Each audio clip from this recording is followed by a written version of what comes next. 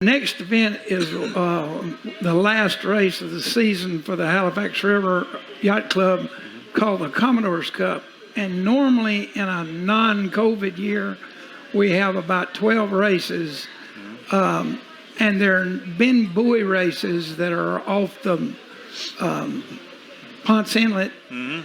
And we have a committee boat down there that sets a buoy, and we go around these buoys, and then it's a timed event. Every yacht has a handicap rating that makes them score within seconds. Right. I was just telling we lost by 60 seconds a 9-hour race. Oh my gosh. To from Daytona to St. Augustine last month. Is that right? That was part of this series. But you have cumulative points, and at the end of the year, you get first, second, third in the Spinnaker division, and first, second, and third in the non-Spinnaker, or what we call the cruising division. Okay, what would a Spinnaker be? A Spinnaker is a gigantic multicolored sail that you see pictures of flying off the front of the boat. Yeah.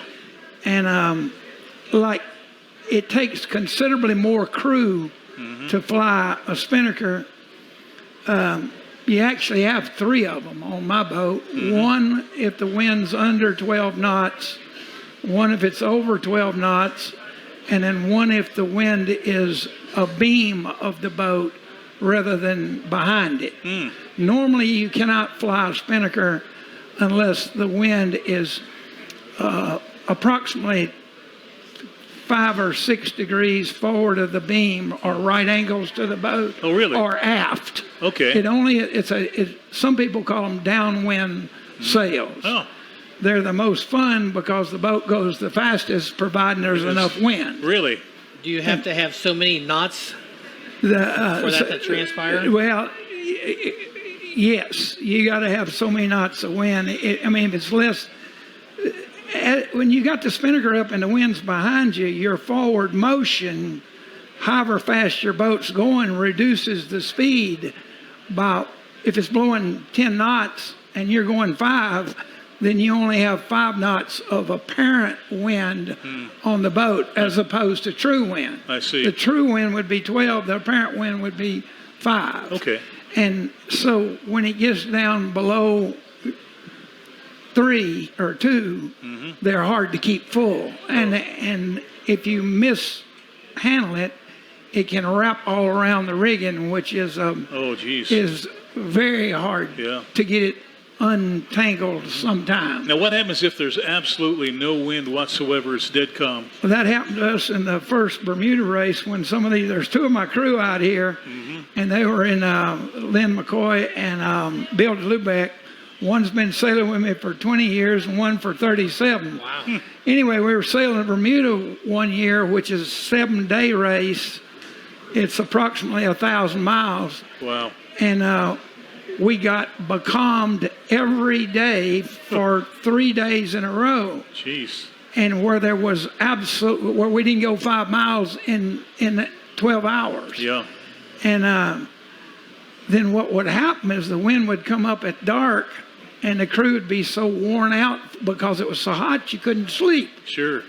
And but anyway, becalmed is a sailor's nightmare. Too much or too little. Yeah. When he gets over 25 or 30, it's not much fun. Oh man. And when it's none, it's not much fun. It sounds like it's a heck of a lot of work, though. I mean, every aspect of what you do on that boat sounds like it's just a lot of work. Well, like my boat has 8 crew members on it. You got a bowman on the front that's responsible for changing the sails. Like this race that's coming up on Sunday, it's predicted to be 8 knots of breeze. Oh, that'd be all right. Well, you got one sail, a jib or a Genoa that goes up when you're going upwind. It's good from like 0 to 12 knots.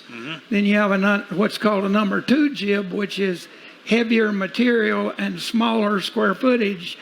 And it's good from 12 to like 18. Then you have another jib that's number 3 that goes up from 18 to 22.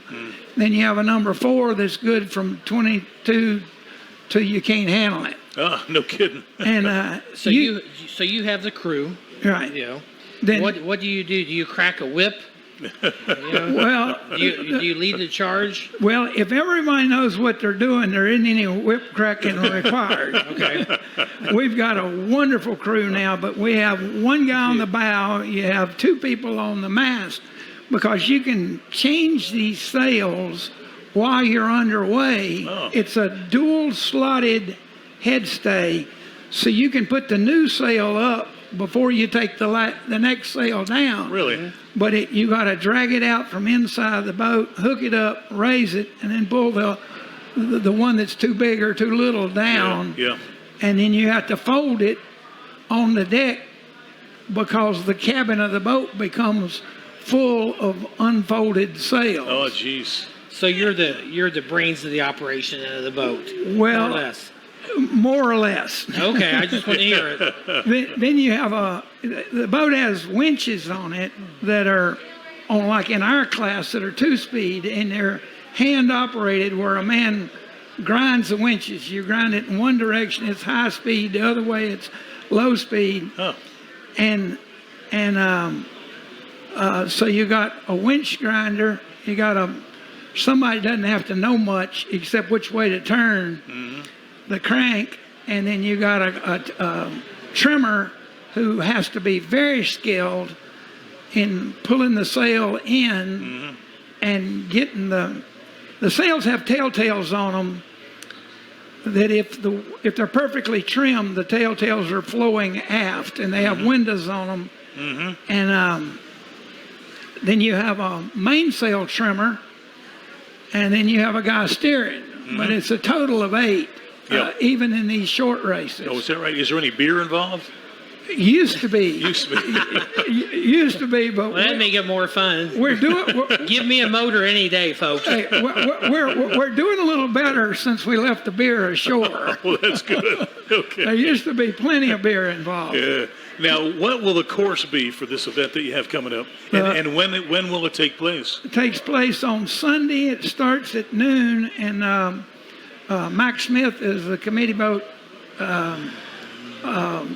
and he has got a trawler, and he sets up the starting line, which is between his boat and the sea buoy at Ponce Inlet. Then we race from that, from the start to a buoy that he sets up here before the race starts. Right. That's in as close to shore as we can get it to make for better viewing. Yes. But where we're setting that buoy is, I'm guessing, is 300 yards off. But the water there is only 20 feet deep. Uh-huh. How many boats will there be this weekend? We're hoping for 12. 12. We're hoping for 12. You talked about from here to Jacksonville and Right. back. Is that going to be the?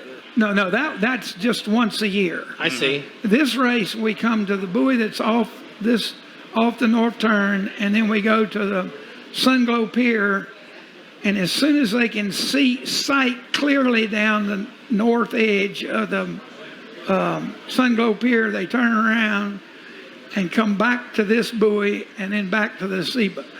It's a relative. So it's visible for everybody right. to see. How long will it take them to complete that course?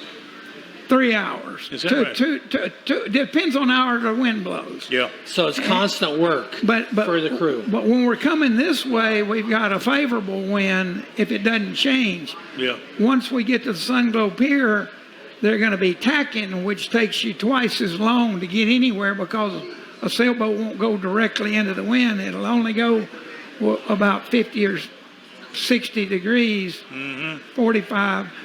Well, the newer the boat is, the closer it'll sail to the wind, because they've learned a lot about hull design. Yeah.